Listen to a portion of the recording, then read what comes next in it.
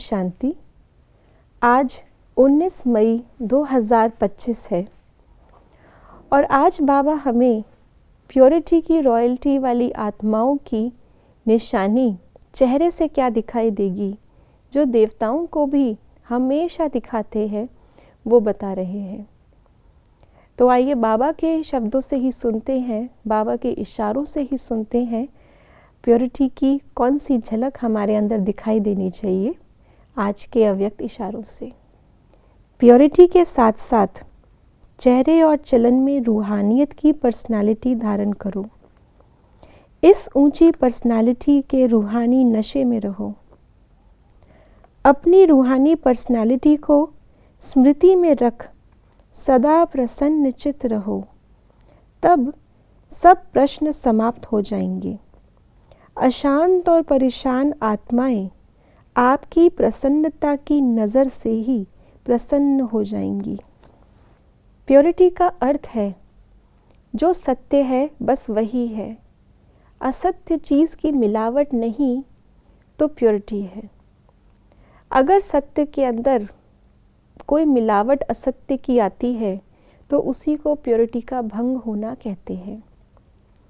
तो जब मेरे मन में सत्य ज्ञान पूरा धारण हो चुका है, मेरी स्मृति हमेशा आत्मा की है, सत्य की ओर ही मैं हमेशा अग्रसर हूँ, श्रीमत के आधार पर ही मेरा हर कर्म है, तो कोई मिलावट ही नहीं।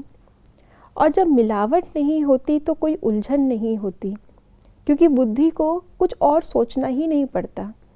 जो सत्य है वही करना है, वही सोचना है, वही बोलना है, वही याद करना है। तो इतना सहज जीवन हो जाता है प्योरिटी के आधार पर। जो बाबा ने आज कहा, सारे प्रश्न, सारी उलझन समाप्त। और उसका रिजल्ट क्या है? हम प्रसन्नचित्त होते हैं। हमें कहना नहीं पड़ेगा कि हमें सब कुछ मिल गया, हमें कहना नहीं पड़ेगा कि हमारा जीवन सरल और श्रेष्ठ बन गया। आज हमें बहुत सेवा में मेहनत अगर करनी पड़ती है तो क्यों? क्योंकि बाबा अक्सर कहते हैं, लोगों को आपका त्याग दिखता है, भाग्य नहीं। त्याग दिखता है इसलिए वो दूर भागते हैं। अगर भाग्य दिखाई देगा तो वो स्वयं ही आकर्षित होकर के आएंगे। तो आज बाबा ने हमें प्योरिटी की साथ साथ रूहानियत की पर्सनालिटी भी धारण करने को कहा। और रूहानियत की पर्सनालिटी कैसी होती है? जैसे कभी बाप दादा मिलन हम देखते हैं, तो जैसे ही बाबा की परधामनी होती है तो बाबा के चेहरे पे क्या नूर आ जाता है, क्या झलक आ जाती है, मधुर मुस्कान। हर बच्चे को देखते हुए, शिक्षा देते हुए भी बाबा के चेहरे से वो मुस्कान नहीं जाती। बाबा कितने ही ऑफिशियल क्यों ना हो, कितनी ही शक्ति का अनुभव क्यों ना करा रहे हों, लेकिन चेहरे से स्नेह के भाव, मुस्कुराहट जाती नहीं है। ऐसे ही ब्रह्मा बाबा से जो मिले, मम्मा से जो मिले, और अभी दादियों को भी हमने देखा, उनके स्टेज पर आते ही, उनके सभा में आते ही पूरे सभा के वाइब्रेशंस कैसे प्रसन्न हो जाते थे। वो एक एक को मिलती नहीं थी, लेकिन उनकी दृष्टि से ही, उनकी प्रसन्नता से ही पूरे के पूरे सभा के अंदर वाइब्रेशंस में, सबकी मनोस्थिति में परिवर्तन आ जाता।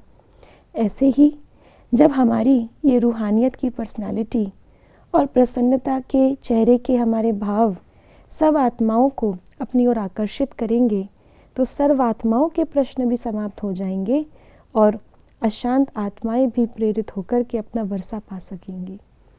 ओम शांति।